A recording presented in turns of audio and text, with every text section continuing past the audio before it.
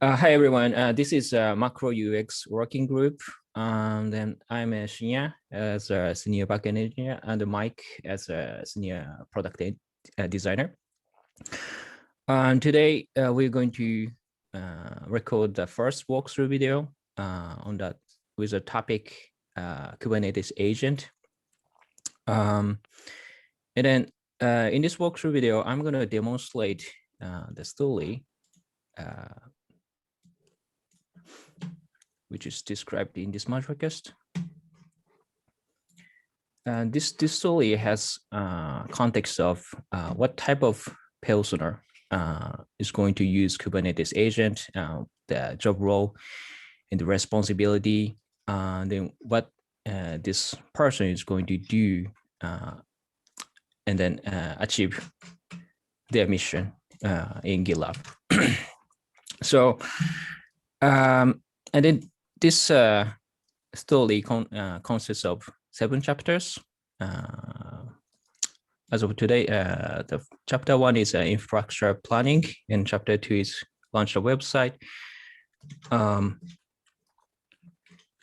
Chapter 3 is launch a website part 2. Chapter 4, test and review manifest file changes before committing. And chapter 5, monitor the infrastructure. Chapter 6, scale up the infrastructure. And chapter 7, the rollback when an incident happens. I'm thinking we're going to have a brief feedback time after each chapter is done. And then we're going to have overall feedback time after all chapters have been finished. So is it clear to you? Yep. All right, and then let's get started. All right, so I'm gonna start reading this story. Platform engineer and the Kubernetes deployment. Introduction. I'm a platform engineer in XYZ Corporation. So far, my career has been involved with Kubernetes and cloud deployments. Therefore, I have a strong knowledge on it.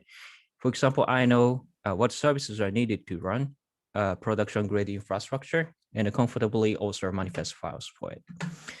Recently, my company launched a new project that runs an e-commerce website. My team consists of 1 developer, 1 product manager, and me as a platform engineer. I'm in charge of deploying the web application to the production environment in a scalable, safe, and easy maintenance fashion. And an overview of the project hierarchy. In this story, the development project and the operation project are separated in terms of segregation of duties. So here's a rough overview. This XYZ org, just think about that. This is a root group in GitLab, GitLab group, the root group. And then under this root group, there are 2 groups, development group and operator group. Then development group has this ASP.NET project. This is the main project to build, test, and package a web application, which is in this demo, this one. It's already complete. And the other thing, the main one, the mainly used in this demo is the operator, the GitOps project. The main project to orchestrate the developed applications for production environment. So this GitOps project, I'm going to demonstrate in this in the session is going to use this ASP.NET project. Yes, but think about that. In microservice architectures, especially this is a hot topic in Kubernetes. So maybe development group has more projects, not just 1 project, but a bunch of sidecar projects. And the operator group, this GitOps project is going to orchestrate, I don't know, 3 or 4 projects in one this GitOps project. So far, do you have any questions? Nope. So it sounds like from a persona standpoint, we got Sasha, the software developer. Mhm. Just trying to look and see if we have any other personas that we need to keep in mind as we're going through this, but Mhm. I can look that up as we're going through. Right. Then let's get started. Chapter 1, infrastructure planning. After a few weeks of the initial sprint, the very first GA version, generally available version of the application has been developed, this one. Now we have to run the application on somewhere on cloud servers. According to the development note, the application is compatible with container orchestration platforms. So I decided to use a Kubernetes cluster.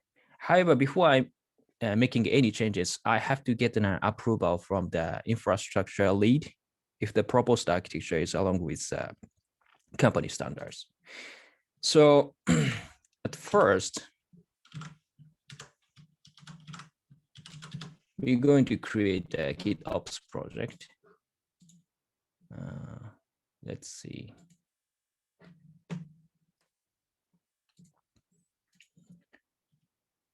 So let's see. This is the development project. So GitOps project, Mycons. GitOps. Wait. Could be duplicated. So GitOps project. All right. And then for now, I'll make it a public. And then let's create this project. All right. This is this one, this GitOps project. And then likely this project has a issue that like launch website,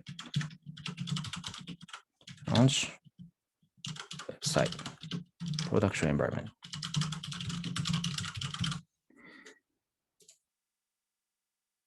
And then this persona has to tackle this issue. And then I already briefly described what this persona is going to do. That first create an issue, and then next is create a diagram with Mermaid, and the discussion and get approval. So one thing the great in GitLab is that it supports Mermaid diagram, which is the great tool to describe infrastructure architecture. I'm not gonna also from the scratch this time though. I'm gonna copy and paste what I already written.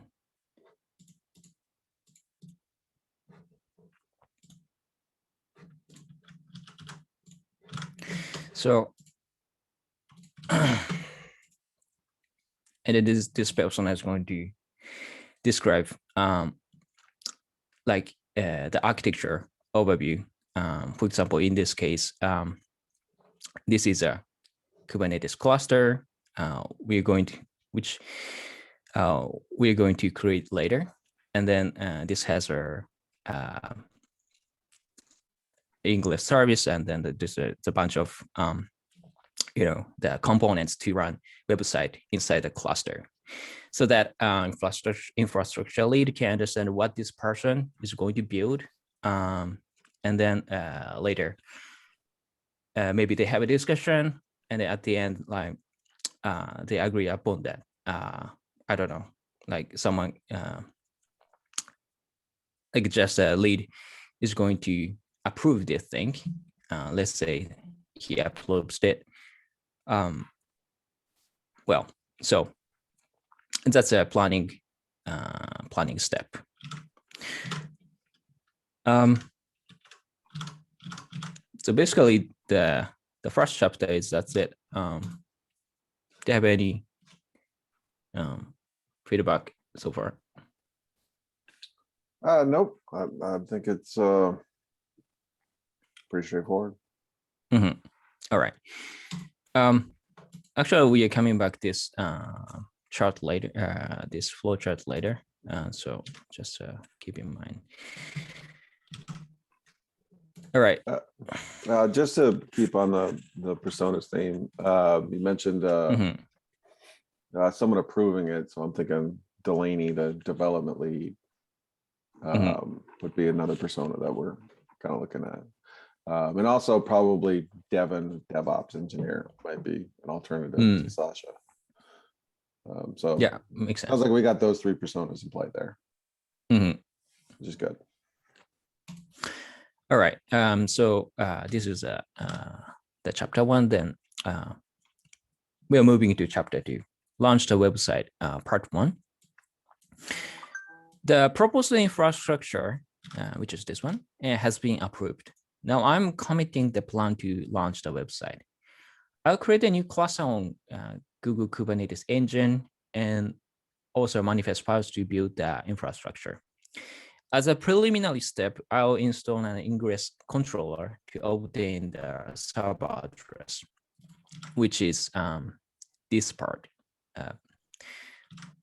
So just to be clear, I split the this launch website part, the chapters into 2 because it's going to be quite long. So just think that we're going to install this part, this component via Kubernetes agent. So the overview of to-do thing is at first create a Kubernetes cluster on GKE and set up Kubernetes agent and download Nginx offshore manifest file, configure agent config files, and confirm that the Nginx is working, the responding the result. So this persona is going to, sorry. So for those steps, for like an outside user, how did you come to know those are the steps? Was that through documentation or that prior knowledge? What would lead someone to understand that those are the necessary steps here? Yeah, actually, that's a good question. And we don't necessarily have to, if we don't know the answer right offhand, it's just maybe note that knowing that these are the steps could be a barrier to entry to getting started on this process.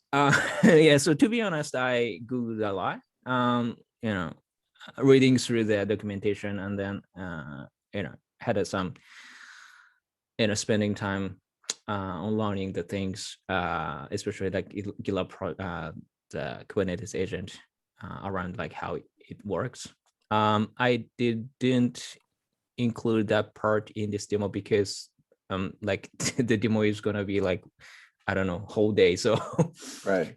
Yeah. Well, maybe we could just note that as a potential yeah. opportunity, that gathering that information is probably the first step, and maybe we can look for ways to improve.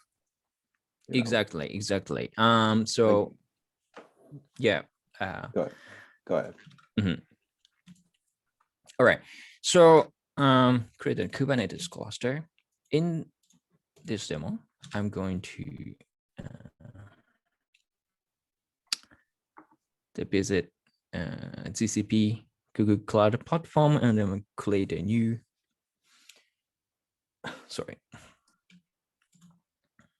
new cluster.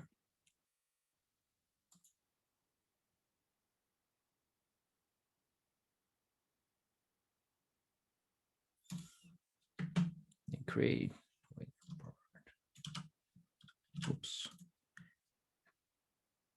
GK standard.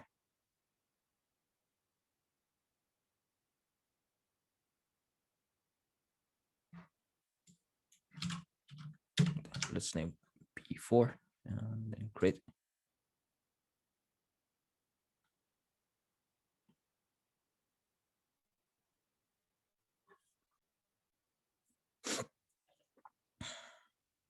Well, the creation of a cluster is that's it. That's all. And the next, we're going to set up the Kubernetes agent. Yeah. So let's take a look at that documentation. Wait.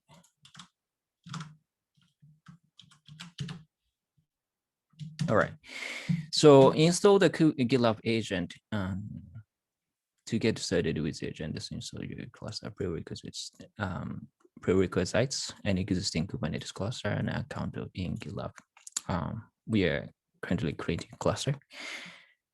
Installation steps to install the agent in cluster, set up agent server. This is necessary for GitLab.com user. Define configuration repository, register agent with GitLab. Install the agent into the cluster, generate a secret. So there are a bunch of steps, but why not we actually go to this page. So this person is saying that no agents are created yet. Then sorry, can you go back one step? I just noticed that I forgot to mention this the other day. Can you go back to the project overview page? Project overview, meaning this one, or like the main page for the repository. If you click on the upper right. This one, yeah, got it.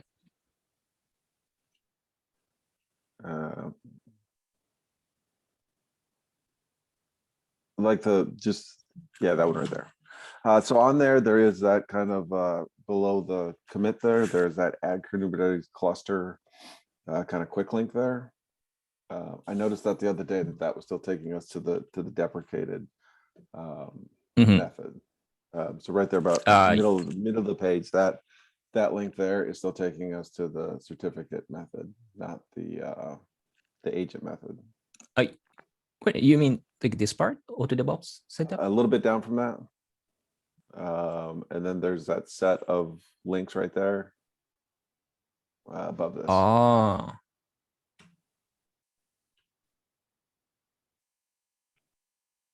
So upload file, readme, license, yeah, that one there. Got it. It takes you right into the certificate method, which is deprecated. So we should probably update that link. That's good. Fine. So sorry, I didn't mean to derail you there. I forgot to mention that the other day. I just noticed that button when you're on that screen. So I think that's a quick win for us to put this to the non-deprecated method.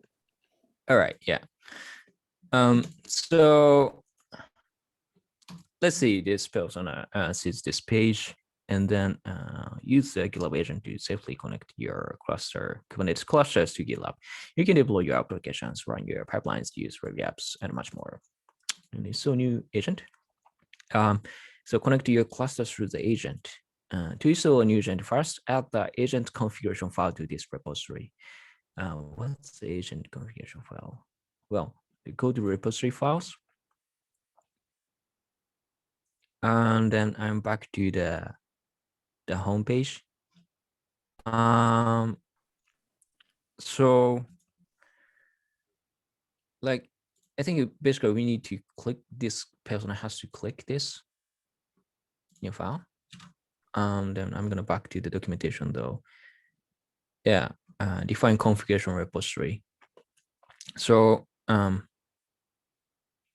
this is the format of Kubernetes agent. So let's say production. All right. And then actually this documentation says, yeah, you don't have to add any content to this file when you create it. Well, we're gonna configure it later, maybe. So add a new file. All right.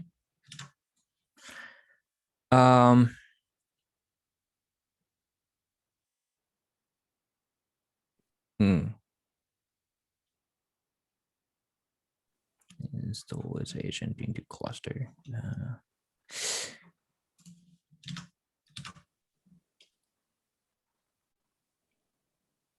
Where's that agent? What's the GitLab? Well, actually, I know that next where I should go at the next, but if I follow the documentation, it's gonna be a bit messy because like the next step is access your cluster from GitLab CI/CD within the necessarily. Yeah, so let's dive into the Kubernetes cluster page. So after we added the configuration file, agent configuration file into this repository, I can select the agent and then register, connect a cluster through an agent, select an agent to register with GitLab. I'm gonna click register button. This automatically adds the production agent to associate production agent to this project, and then connect the cluster through the agent. What is station token? We don't use this. The recommended installation method. So why not use this?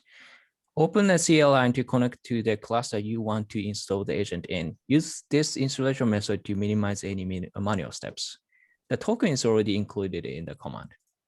So this is very convenient command to install Kubernetes agent into this cluster we just created with this one.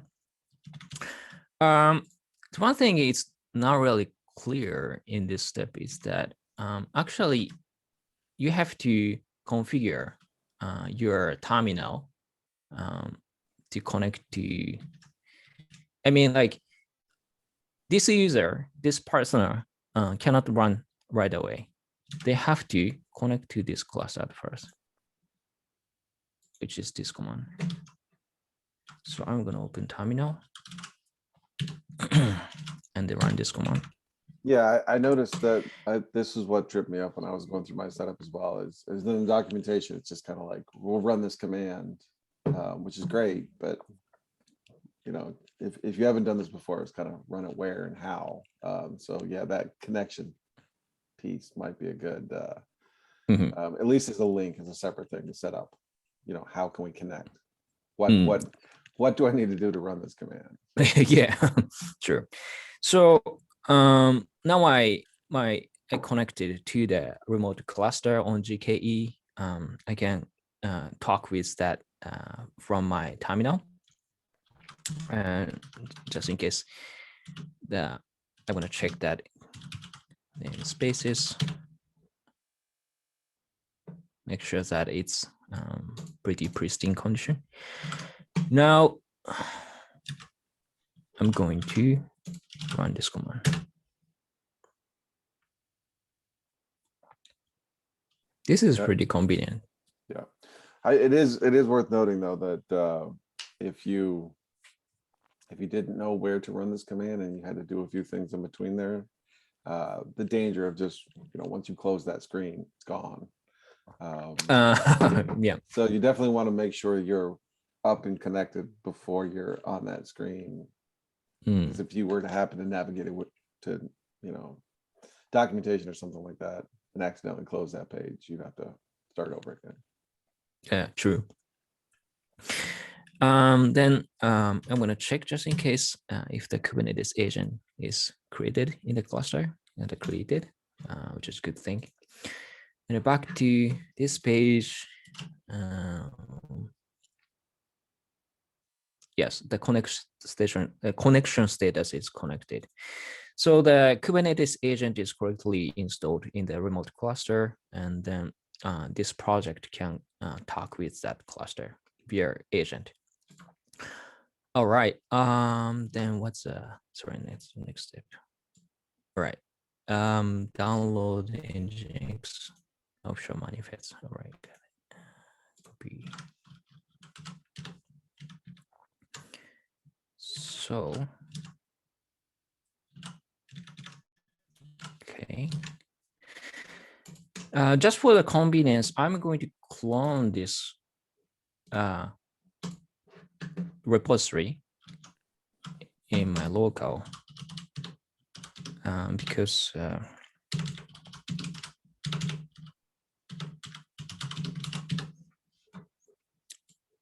it's a bit hard to use web ID in this step. So here, I checked out the repository into my local hard disk, and then now we are seeing that the project. Now, the point of Kubernetes agent is that you can add manifest files, and it's going to be automatically synchronized with the remote cluster, which is a good thing. But like in this case, we're going to install open source library. Like it's called Nginx English. This is not something this persona has developed. Like just this persona is going to depend on the use this open source grid library in this cluster. So like there are tons of libraries out there for Kubernetes. This is one of them, and also popular. Then the problem is that how to install the thing. Like I'm visiting this installation with Manifest Web's tutorial site. Then it's saying like you should do kubectl apply f. Like they providing a bunch of manifest files, and then the applied on your cluster, then this one and this one and this one, blah blah blah. But how do you use that via Kubernetes agent? So that's what we're gonna do. What we're gonna demonstrate in this step in this chapter. So the first, we're going to render the manifest files into our repository. Copy link address. Now I download the manifest files into local, into this repository, our repository, and then unzip it.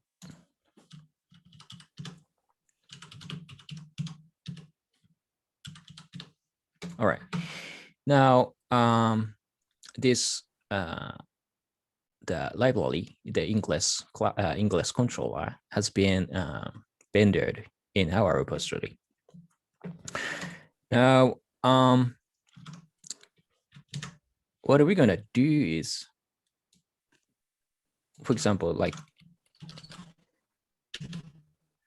we see that these manifest files in this rendered library, and we want to install via agent. So we're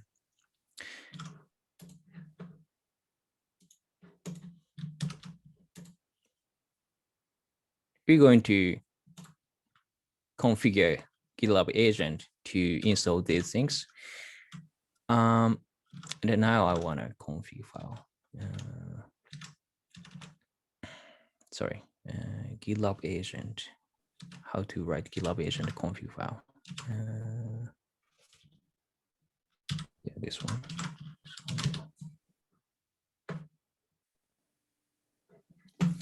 GitLab agent config file. Agent config format, repository documentation. Oh yeah, this one. Agent configuration repository. So this config file is a YAML file, and then this is a format.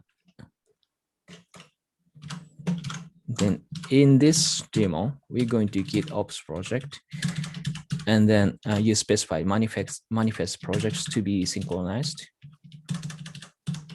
And then ID is a project ID. In this case, this is our operation project. So specify this thing.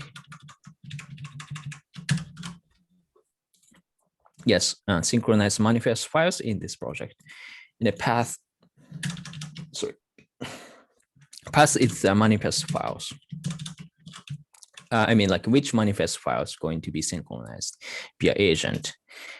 Now, back to this installation steps.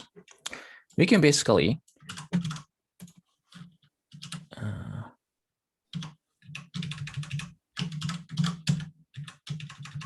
like list up the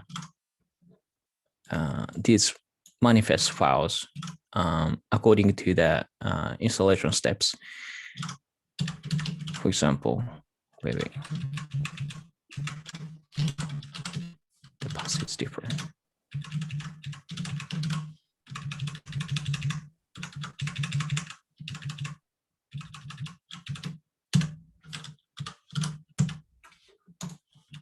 All right. Ah, sorry. The master isn't. Sorry, I checked at the wrong version. So we are going to use version 22.203. We're going to use this library. Copy link address.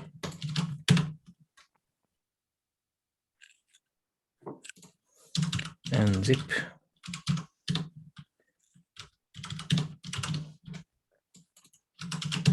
All right. Now we are bundling this version 2 or 3 Kubernetes Nginx English. And now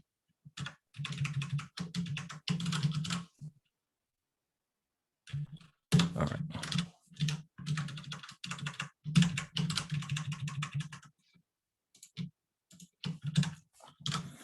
Okay. So first we are going to install this manifest file. And the next one is this one. So like this. And then this step is needed. Then create the common resources. I'm not gonna read the like how Nginx English works though. Just users can follow the step, like applying this manifest file, applying this manifest file, and then applying this manifest file.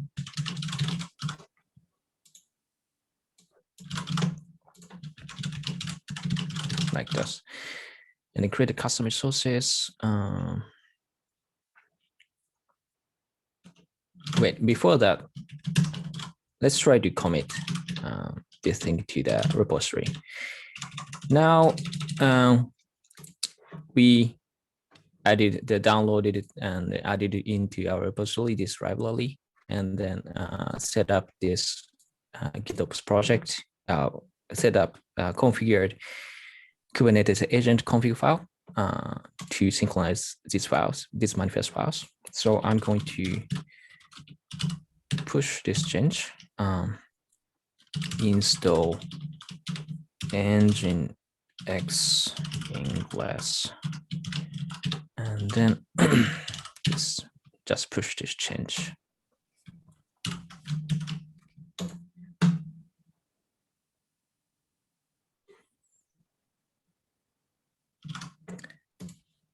Wait.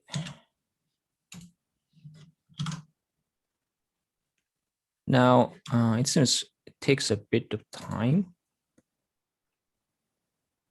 So while we are waiting,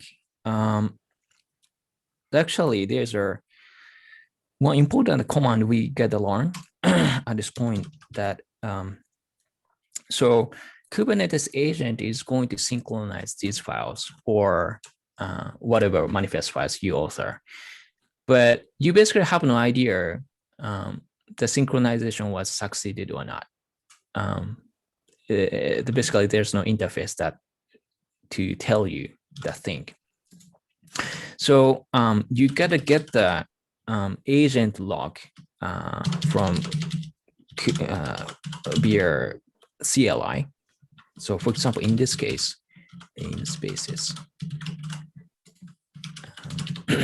I'm gonna talk with the remote cluster and check the kubectl.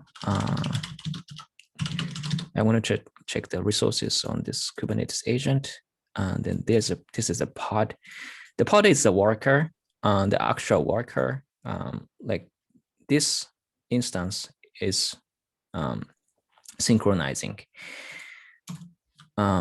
So we're gonna pick the log file in that pod. To do so, pod Kubernetes kubectl logs pod name and namespace. Then we should get that. Okay. All right.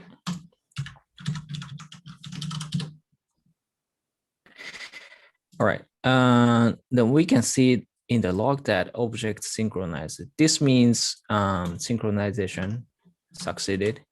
Let's check out the refresh this project. All right, and this library, vendor library is strong, and then configuration file is also visible.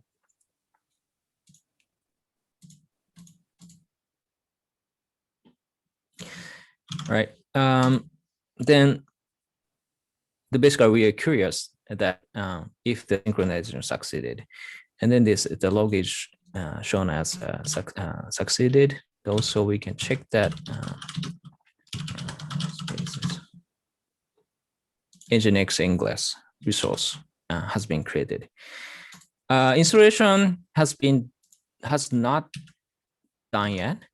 We get a walkthrough. We get to complete these steps. So I'm going to continue. Just we made sure that agent is working as expected. Now I'm going to finish the rest of the installation steps. Is there a way to get that information from Google GCP to see if it is running in there? Sorry, which part?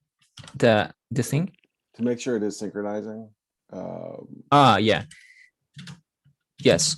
To make sure synchronizing, you have to execute this. From what I know, maybe I don't know. Compute team is working on this improvement, but yes. This is a command. We get a peek into the this pod, this agent instance, that if the synchronization was succeeded or not. I mean, like if the persona can author perfect manifest files all the time, then they don't have an opportunity to look at this. But that's not the case. Like, people make mistake. This could be a typo. Right. I don't know. Yeah, like this one, and then it could mess up deployment, or maybe they have no idea why the synchronization failed. Why my change is not appearing in the Kubernetes, right? So this command is pretty useful to debug the synchronization status. Are you able to get those logs though from the GCP interface? I don't think so. GCP interface. Can I do that? GCP interface. I don't think GCP interface provides the terminal. Let's check.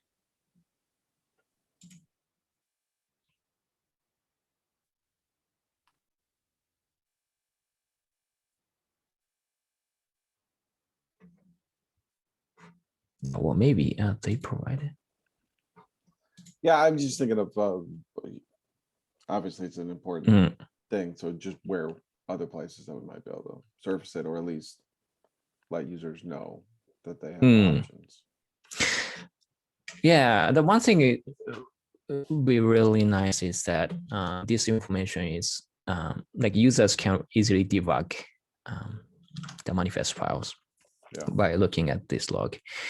Yeah, so I'm not sure how to do that. To play that forward, if a user had chosen not to use their terminal at this point, right, and we're trying to do this through the web ID just to get it set up, right? Obviously, we're not going to have that capability right? So I'm trying to think of other ways that they might be able to get that information. And maybe it's just not possible, but yeah. I think that like this persona is the since platform engineer who's saying that I'm familiar with Kubernetes deployments. At least I think this person knows how to use terminal. gotcha. Okay. Yeah. Yeah. Of course, like if we are talking about like a different persona, like a very beginner type of like I don't have much context on Kubernetes. I don't know the terminal works. Then like we have to think about like different solution. For example, auto deploy or something like all out of the box type of solution. Gotcha. But that's a out of context in this demo. Yeah, and again, we don't have to solve problems. They just highlight them like that. Yeah, well, let me quickly finish this setup.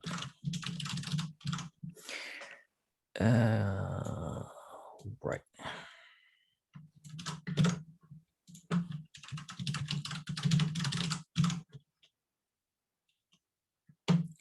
We don't need a prod resource for a product. We don't need that. Run Nginx.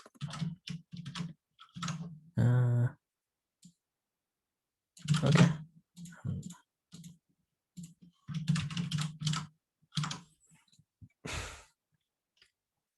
Then we're gonna follow.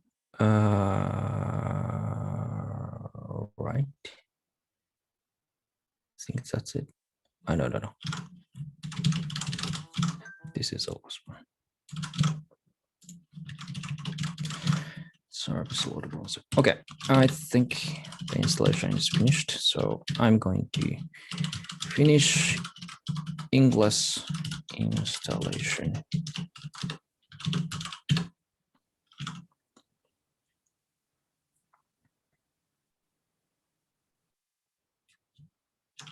All right. And I'm gonna check the synchronized status again. Oops, sorry. Actually, this synchronize happens really quick. So yeah, we think that now Nginx deployment is created.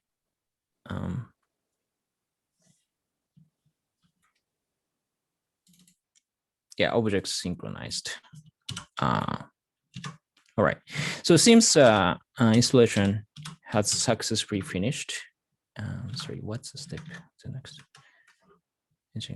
Okay. All right.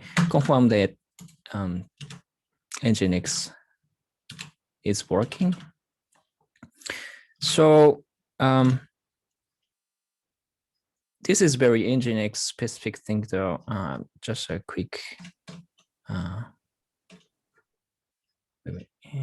Where's it? All right. Yeah, this one. So Nginx is think about that. It's kind of door to the world from our cluster. So yeah, this thing. Then just open the door to the open world, and then what we are doing here is that obtaining static IP address. So everyone can reach to this cluster at the static address. So let's check out that. All right. This is the command to external IP. So we got the this IP. This is the external IP. Let's check HTTP connect to this site. Whoop. All right. So we are thinking for not fun though. This means that Nginx correctly what we just installed correctly responded to us. Just it cannot find that where to root. We haven't installed these things yet, but we can see that this part, this tick layer is working. So that's all in chapter 2. Do you have any feedback? Yeah, just as you were going through there are a few, UI kind of polish things that we can do, like the primary button. The first step is cancel. You might want to make the primary button, the action go into the repository. There's some capitalization inconsistencies, and just small little UI tweaks that we can do like that to polish it. It's something that we didn't cover on. And then, like you said, I think a lot of that depends on the Nginx configuration. So there's obviously going to be some variation if you choose to use an alternative to that. Not sure what those would be, but that's going to be an interesting part of it. How much of it can we really get our hands around, given that some of it is, configuration that's just native to Nginx.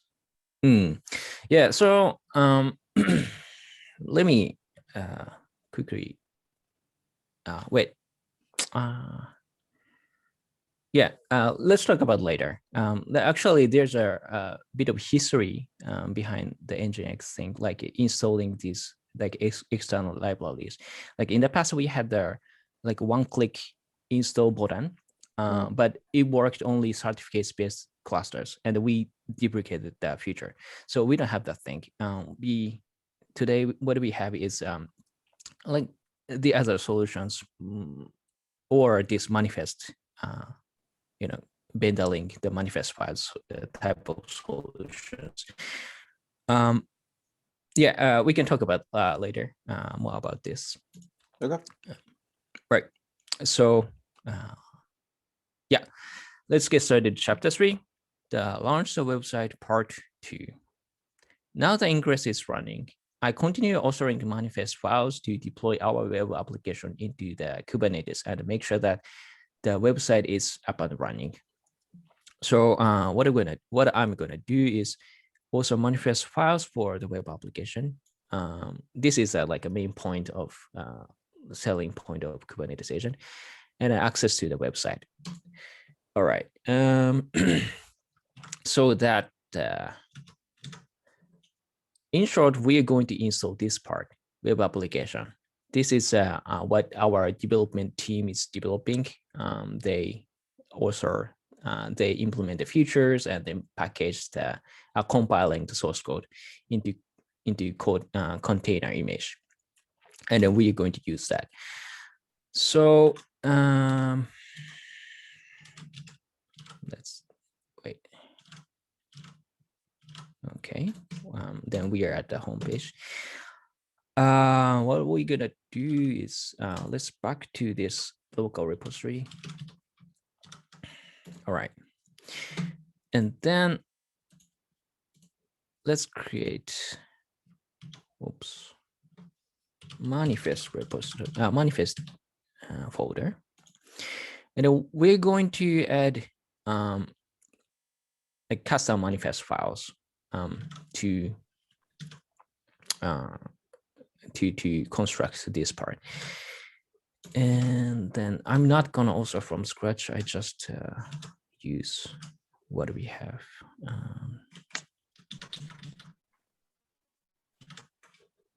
So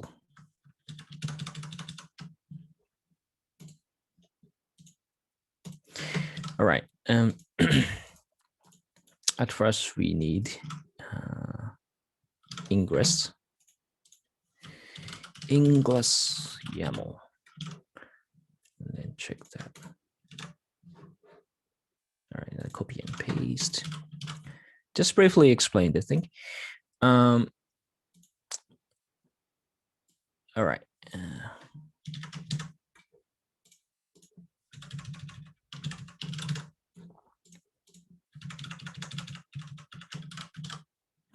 Okay, so English is the first component that hits to this part, the web application, and if user access this website, sorry, wait.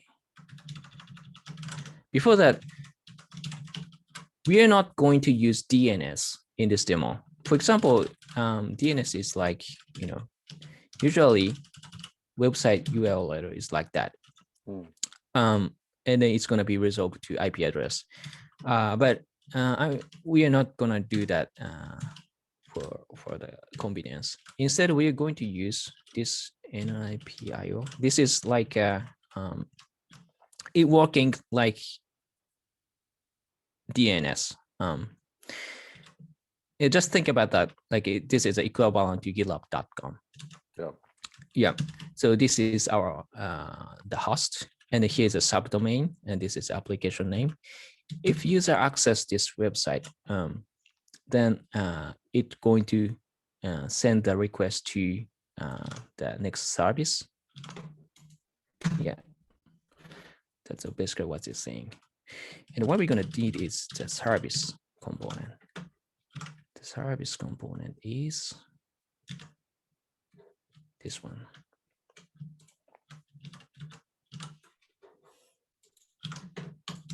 All right, then this is also a simple thing. Then service, the passing the requests to the next layer, which is deployment layer. So we're going to deployment YAML, right?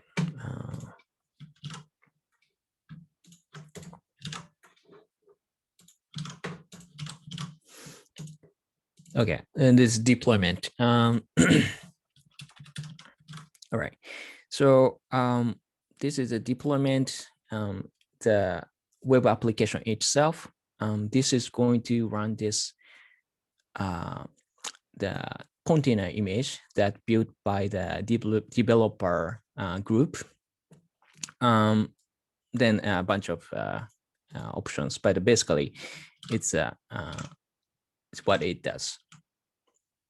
By the way, this container image that developed by developer group, it can be found here. Here's a development group, a development project, and then for example, container registry. They are pushing container, compiling compiled container registry image to GitLab container registry. So we can see that this is a version 0.1. We are going to deploy this application image. All right. That's all. The manifest files. Then we need namespace. Space YAML. All right. Yes, I think that's it. Well, I just copy paste what already authored, but basically this person is going to write this from scratch. Right. Then what he's going to do is synchronize these YAML files. All right. The Kubernetes agent supports this globe pattern. So it's going to synchronize all of these files. Now I'm going to add and then the initial create web fleet or something like that, and I'm going to push it. All right, then let's see the progress of synchronization. Now the agent is working on the creating a resource based on this manifest files that we just added. So yeah, deployment is created, deployment is available, object synchronized. So let's take a look at the thing. Okay, this is the web fleet we just created, and then just in case we check that the resources we created. This is a deployment YAML. This is a service YAML. Yeah. And then try to access the website. All right.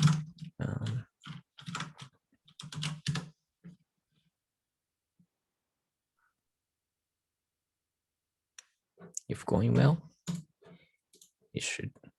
All right. Okay. Now, the web application, the request going through Nginx controller, Ingress service, and then deploy pod. Then it responds back this website. So yeah, it's successfully working. Well, that's all in chapter 3. Do you have any feedback so far? No, just the same question, I guess, for those manifest files. How did you come to know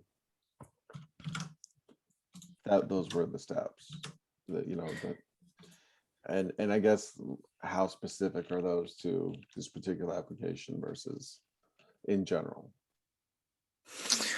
I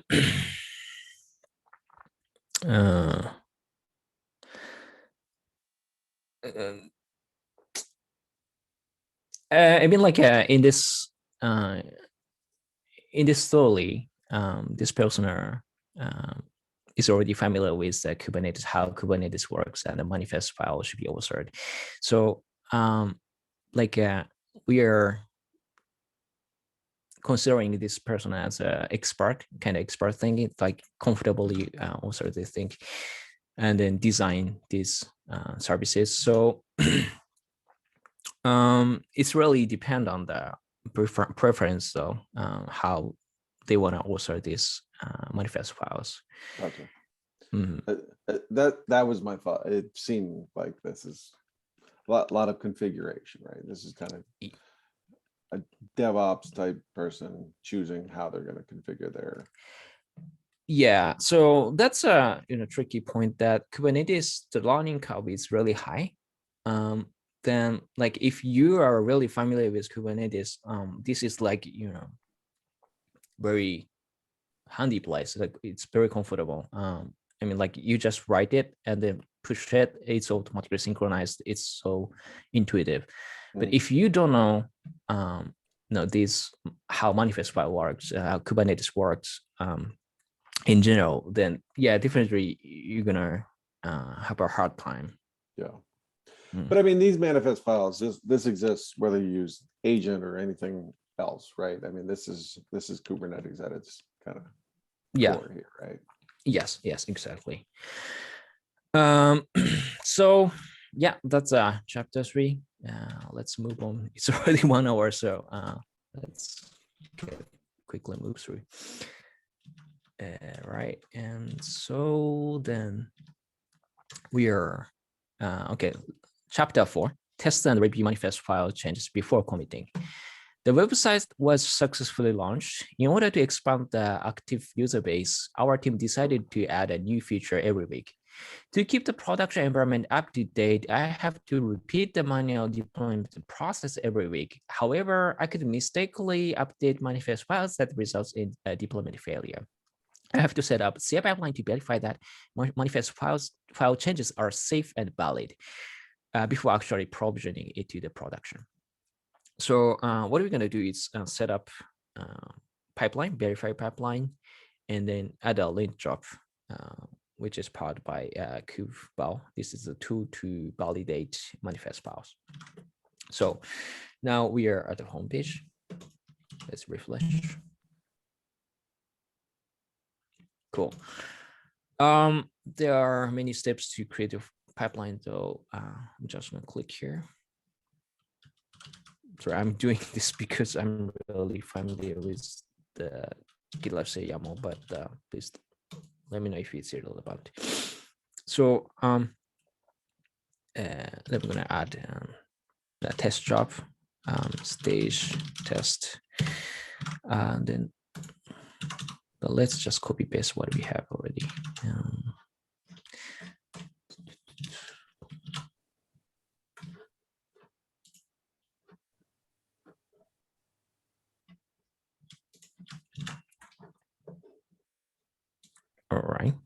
Let's copy paste this thing.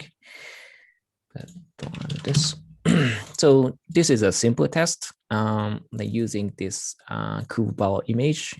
This is executor, and then script is like executing the validation. These manifest files we just authored. Yeah, that's it. Oh, wait, why don't we use web ID? Sorry.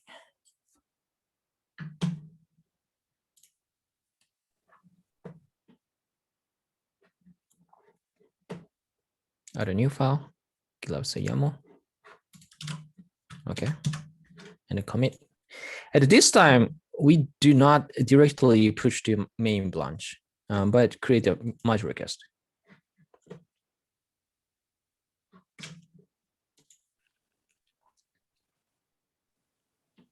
So merge request is basically the place to discuss the changes before applying the change to the thing. In this case, this is just adding a test job, so there's not really much to review. But let's see the pipeline, how it goes.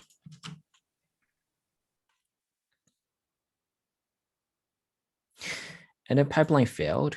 Then we can see that in the log file that the manifest file we just authored are validated, and then one of the manifests is said that it's not good.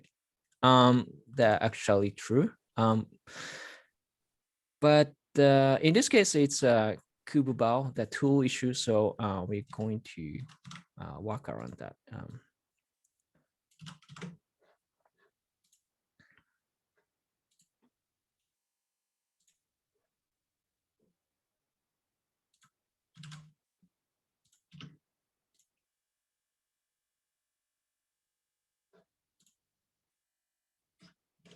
Okay, let's see. Pipeline is gonna pass it.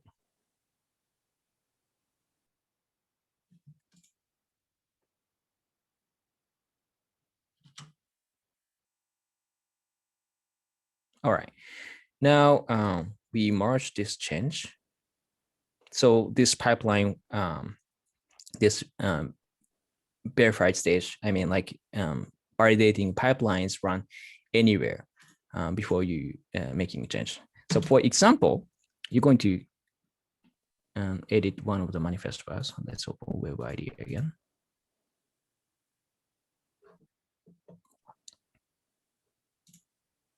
Deployment YAML. Let's say there's a typo, and then this commit change, and they create a new merge request.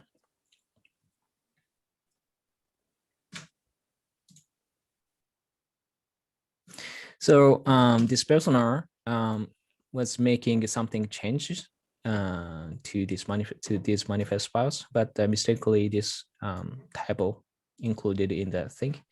So the pipeline failed, and this person look at that, and then error that the deployment YAML. Deployment YAML. There's something wrong in the deployment YAML. So they can prevent it from being merged beforehand, this typo, so they can fix right away.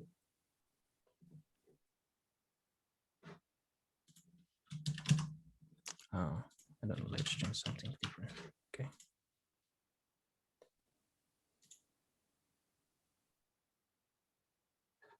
Then back to merge request.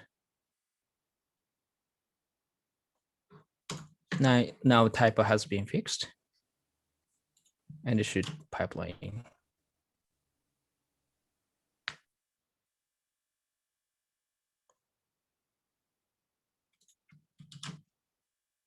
Should pass. Yeah, like that. So this is how verified stage works in GitOps project. That's all in this chapter. Do you have any feedback? I mean, I think that's great. I mean, that's kind of highlighting the beauty of doing it this way, right? Is how you can leverage merge requests and all that good stuff. And yeah. verification and as a nice safety check rather than just manually configuring stuff. Yeah. All right. Let's move to chapter 5. And just to saying that chapter 6 and chapter 7 are really quick. So, but chapter 5 is a bit heavy. So, if we go by this, yeah, that's we can finish this demonstration. So, chapter 5, monitor the infrastructure. As the website grows, more users are visiting the website, which means more computation resources required on the server. I have to monitor the status of the performance load of the production cluster to make sure that server is not overwhelmed by many accesses. I also have to set up an alert system to get a notification when the error rate of the server responses goes up high, so that I can quickly jump on the instant investigation and mitigation. So in this chapter, we're going to do set up Prometheus instance in the cluster and then set up Prometheus into integration. The first thing, yeah.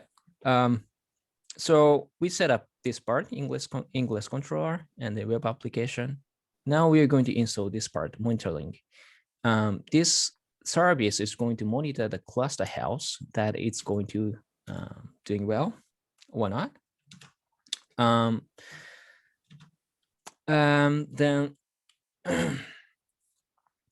in this demo, we're going to follow this installation tutorial.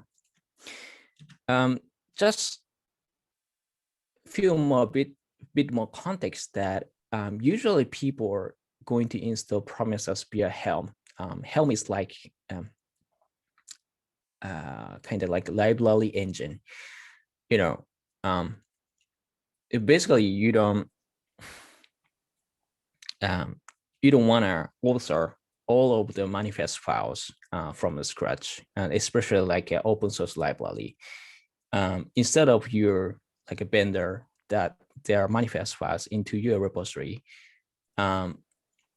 you just there's a like one click, one line command to install the thing. So like something, it's for example, Helm install English or Helm install Prometheus, something like that, instead of writing tons of manifest files or bundling it. The Kubernetes agent, as of today, it doesn't support Helm. It doesn't understand yet. So there's an issue to talk about that. But yeah, what we can do today is just author the manifest files only. So I'm going to follow this tutorial. Basically the beginning is kind of same with Ingress installation, Ingress controller installation. What we're going to do is render the manifest files into our repository and then tell Kubernetes agent to synchronize these files. All right, this is a bit of a GKE specific configuration, so I'm gonna work around that.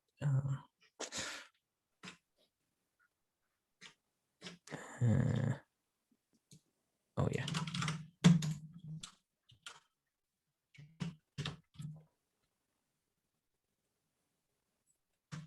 So in order, the Prometheus requires a bit more escalated permission, and so we have to give our admin role escalated permission to Kubernetes agent as well. Otherwise, the agent cannot synchronize the Prometheus. Prometheus manifest.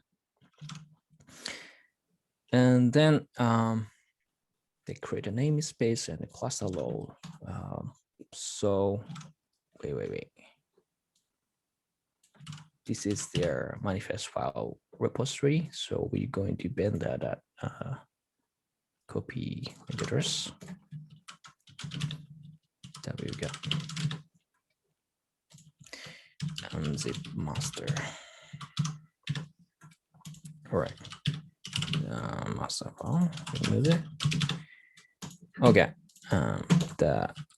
their files are here. Then what you're gonna do is the instruction tells like create a namespace at first. So we're going to create a namespace, something like that. Instead of executing this command line, we're going to create a new manifest file to do the same thing. All right. Okay. Namespace YAML, right? And then going on. We open this agent synchronization file. Then let's restart that. We're going to synchronize this file, display the manifest files, and next is cluster roll YAML.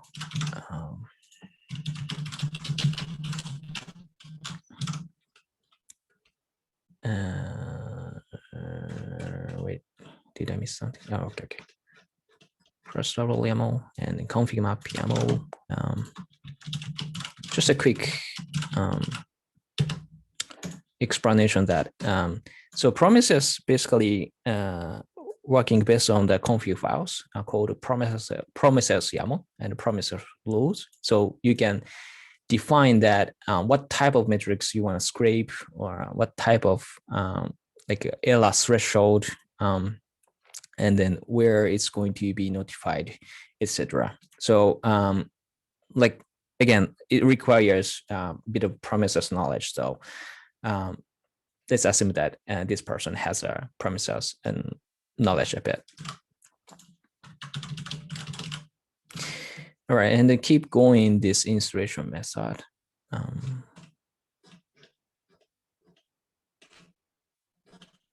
All right, we're going to create the promises deployment.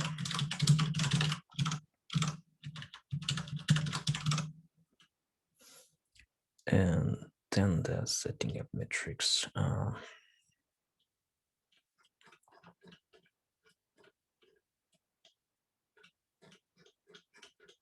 right, skip. Then we're gonna need this.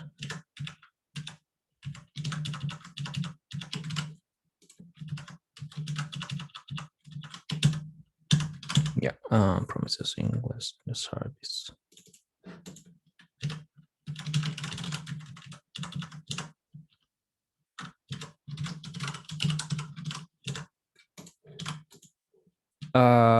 So this manifest library is a bit incomplete and we have to fix a bit.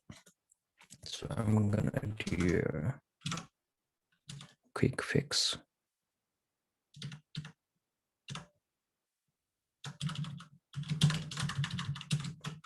I think this is cross IP.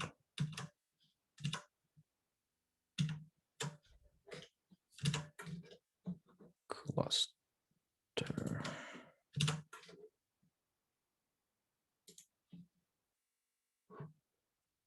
Oh yeah. And then we are going to commit this change.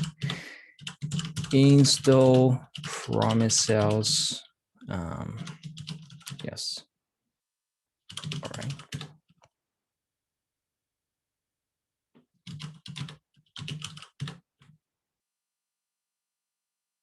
Okay.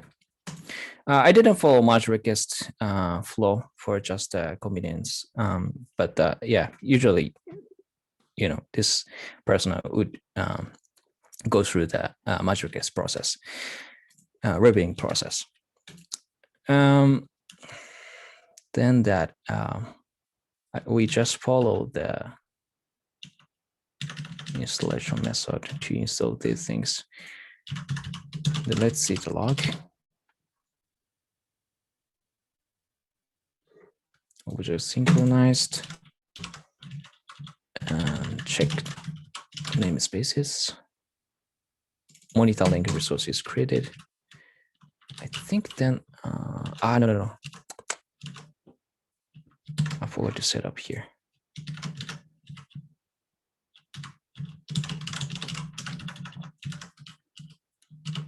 Monitoring. We have to set up a domain which address to be used for promises. So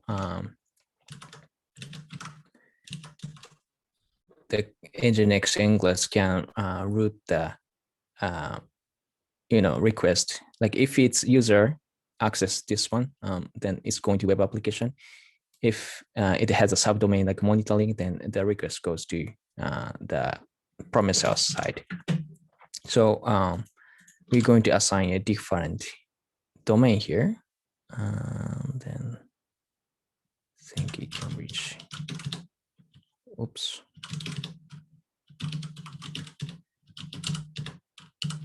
Fix promises English. Like that. And check out the agent status. It seems synchronized already. So let's check out the website.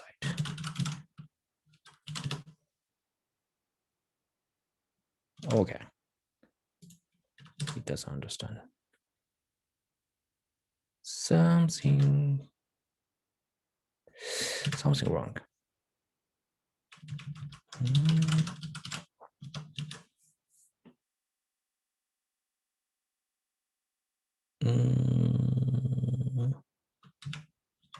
It's going to this. I think it's correct though.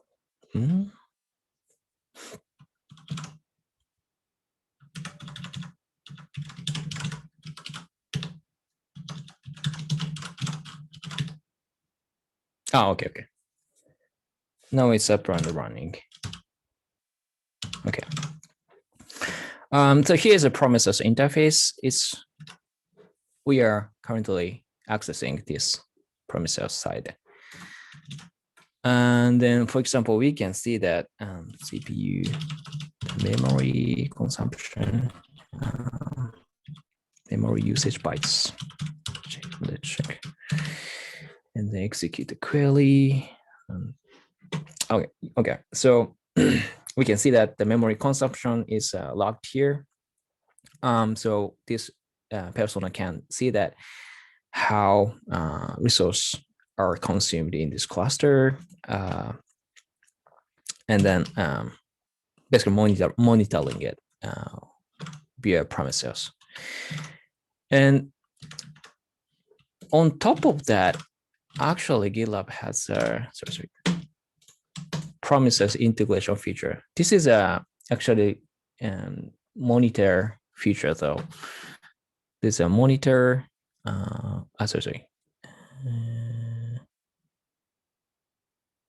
Wait, so integration.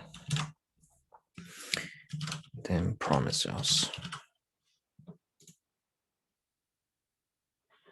Okay, so we're going to set up manual configuration and then add the endpoint to the promises and save changes. All right. So what we are doing is basically show that promises metrics inside the GitLab. So we create a new metric. So memory usage, the system query is oops.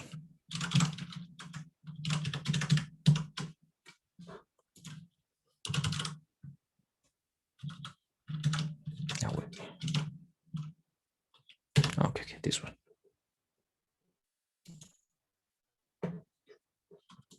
All right, this is a very promises specific stuff, so I'm not going into the details.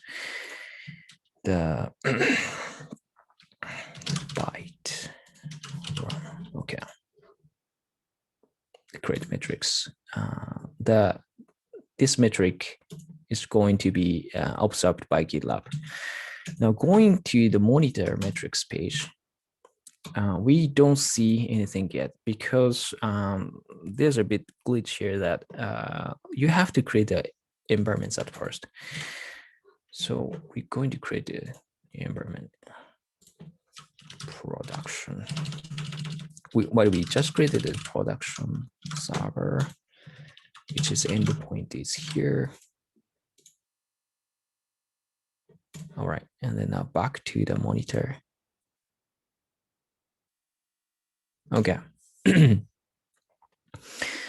And then now we can see that what we saw in Promise outside can also be seen in GitLab side, so that like one application for everything type of thing. I'm so sorry. I mean, like users do not need to switch the application to monitor the thing. The users can stick with GitLab to monitor the performance. All right, that's this chapter, all about this chapter. Do you have any feedback? Just what of that was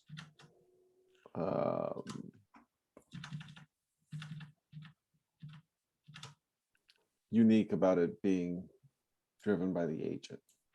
It seems like a lot of that was just general Prometheus setup. Yeah, from Kubernetes agent perspective, it's pretty much same with what we did in English.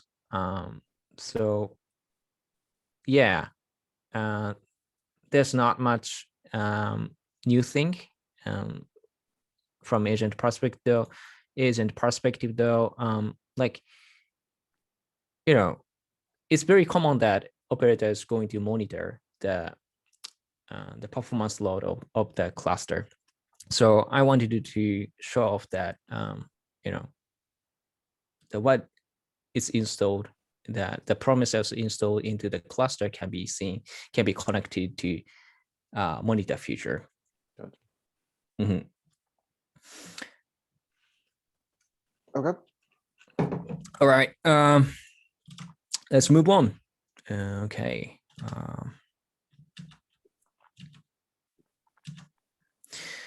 All right, and chapter 6, the scale up the infrastructure. One day I got a message from the product manager that rendering website pages takes a long time. Thus, it's frustrating end users. After some investigation, I realized that CPU usage of the server is saturated at 100%. So there are not enough resources to handle the large number of requests. So I decided to scale up the computation resources to resolve the performance issue. What we're going to do is change the replica count of the deployment resource in a manifest file. So what we're going to do is, here's our home page, project page.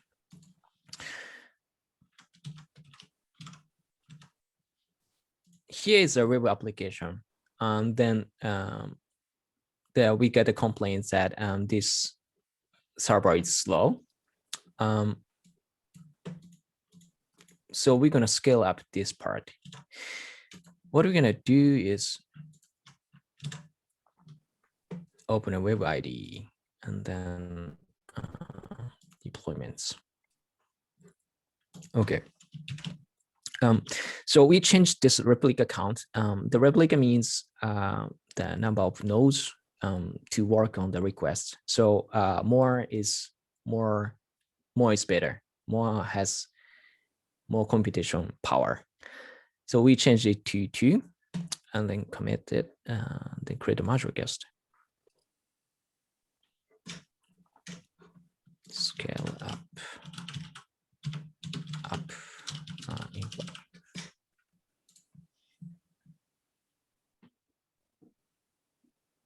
Okay.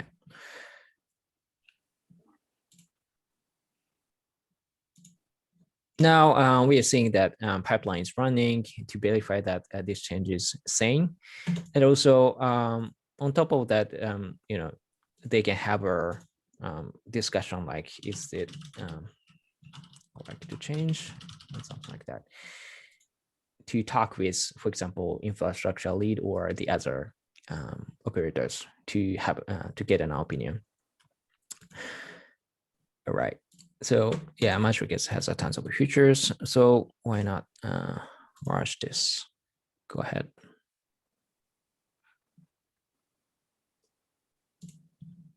Okay. Now let's take a look at the resources inside the production namespace.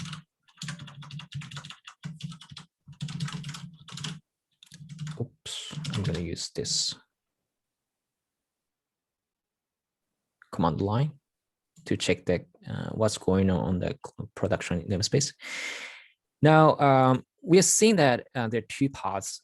This is previously there's only one, but since we set two, we see that two parts, meaning like double power. Right. That's all about this chapter. Do you have any feedback? So I guess that's kind of the power of GitOps, right? That's when you're starting to get into the GitOps, when you can control things via merge requests, editing in your code. Am I understanding that right? Yep. Like this kind of unlock. It's an example of unlocking the power of this kind of setup. Yeah, right. So yeah, good thing is that it's very intuitive. Since like installation step was a bit complex, so yeah, it's the once it's settled, the manifest file is there. It's just changing the file. Okay, let's quickly finish the chapter 7. The rollback when an incident happens. When I got an alert that all HTTP requests to the web server were resulting in errors. After some investigation, I realized that the latest application codebase had a critical bug. So I decided to roll back to the previous stable version in order to quickly mitigate the production incident. So what we're going to do is change the version of the application image in manifest file. Okay, let's get back to this GitOps project.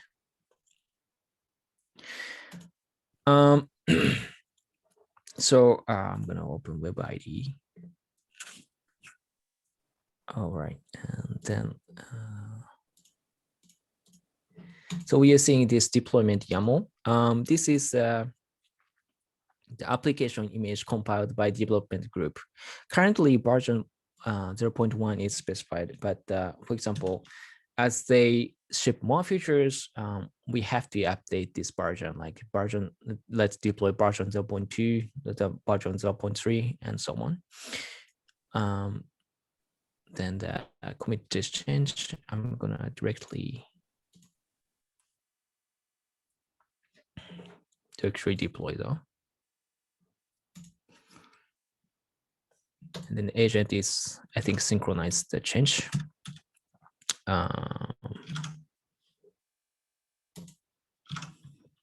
Let's see the agent status.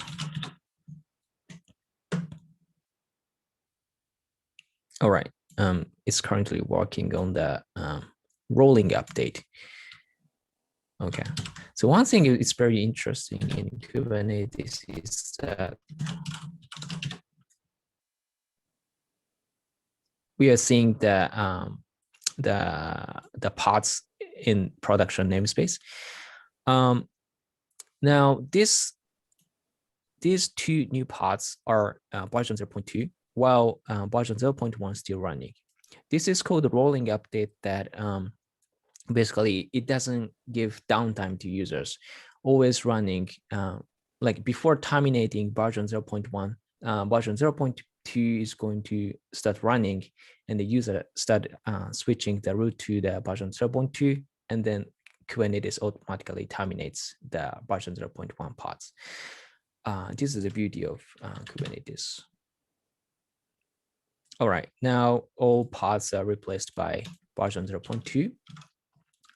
So let's access the website.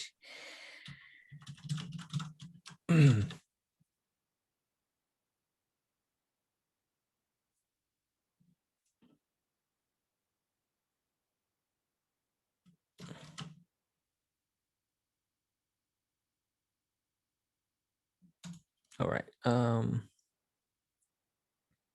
Okay, so version 0.2 seems like they're changing the background color of this website, but if it turned out that like this subsequently breaks something on the server, this operator decided to roll back to the version 0.1. In this case, basically, they're going to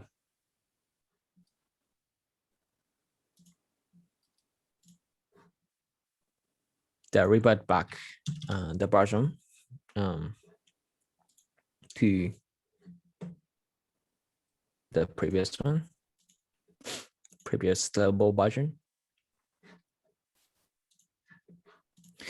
so that the rolling update is happening again.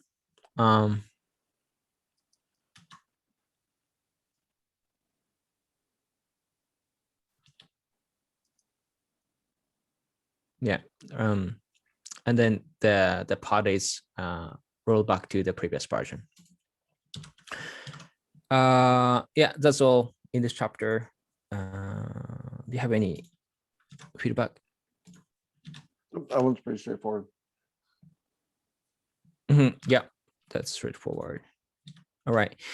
So sorry that it took a long time, but that's all for now. Yeah. What do you think the overall feedback to this Yeah, I mean, Kubernetes so far?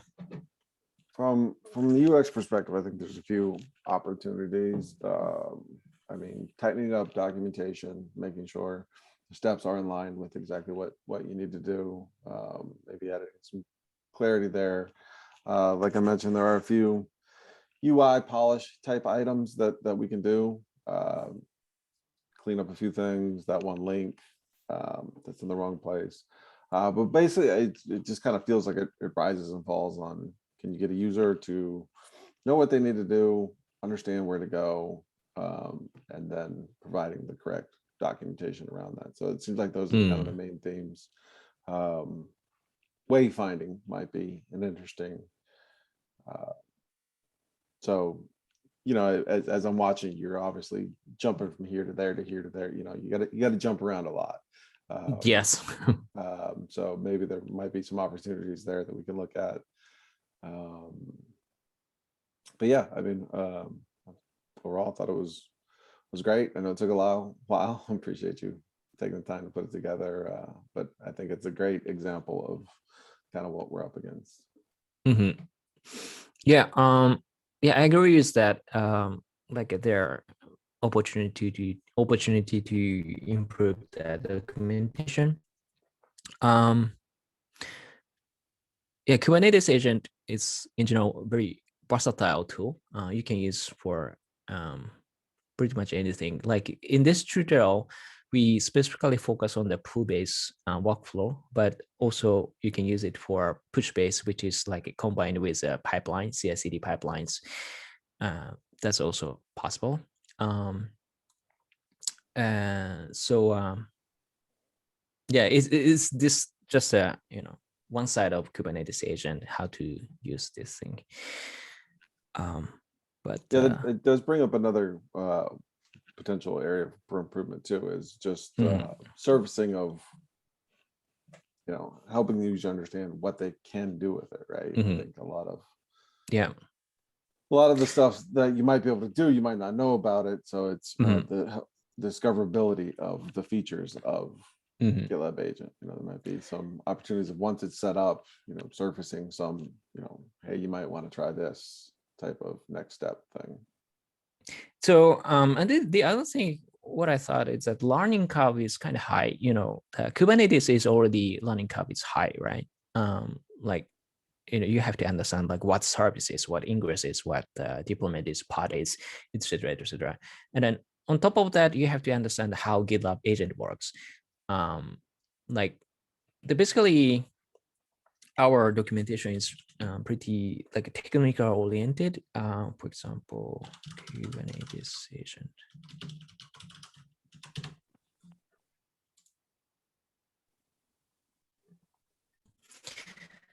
GitLab agent for Kubernetes. Yeah, like this type of like workflow, like how it works. It's very helpful for technical person like me. But it, kind of overwhelming to the other readers, like who doesn't have much context on that Kubernetes, etc. So yeah, just I wanted to say that kind of learning curve is high, I would say.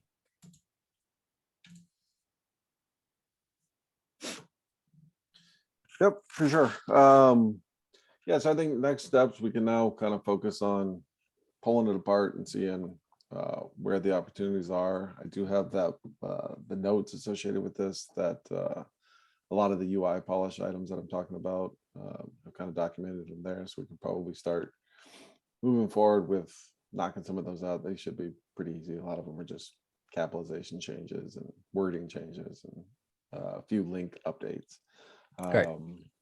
And then start digging a little bit deeper and see if we can't find some more meaningful experience opportunities. Right. Okay. Maybe we can discuss async, like what kind of issues we create after this. But the last thing I wanted to discuss was that do we need to cover the other scenario, or I think we're adjusting chapters. So far, I prepared like 7 chapters, but do you have any proposal to add more chapters or adjusting some of them? Please let me know. Maybe we can also discuss async though. Yeah. Yep. I think async is the way to go here. All right. Got it. Just in case I picked up some of the like kind of the missing chapters. So yeah. So that's all for now. As our initial walkthrough. Do you have any last comments? No. I think we'll just go from here. We'll probably create some issues, maybe link to the that initial notes in case anybody watching it wants to provide feedback in there. We will add the description for that issue or the link to that in the description for the video and go from there. And at the end of this, we'll compare it and see where we're able to make improvements. Right. Yeah. Sounds good to me. So that's all. Thank you. Bye.